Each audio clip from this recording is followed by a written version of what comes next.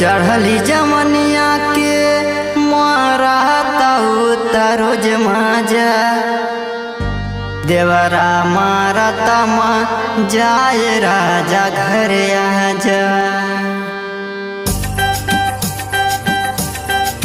चढ़ली जमनिया के मारा ताटे रोज माजा देवरा मारा तमा जाय राजा घर आजा। चढ़ली जमनिया के मारा ताटे रोज माजा देवरा मारा तमा जाय राजा घर आजा।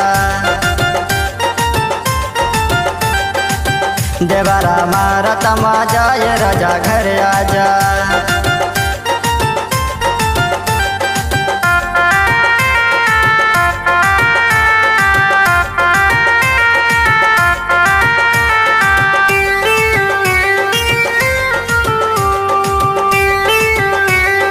म्यूजिक बाय डी आदर्श।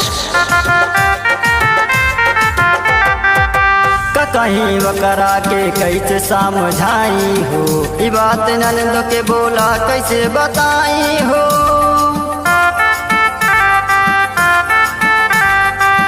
जब तैयार हो के जाई हम बजरिया के निहुर के झाके मोर पतरी कमरिया के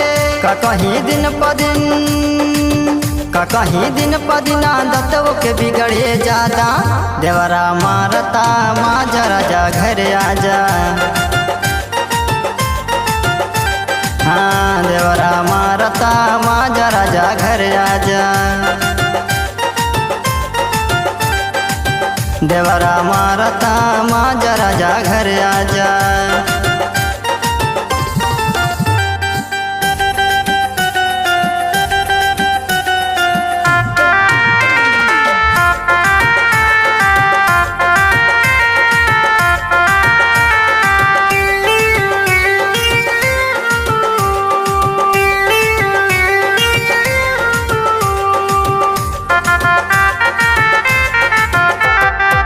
शिवम देवरवा के संगे हम न रहब हो पियऊ सुनील तोहरे संगे रहब हो।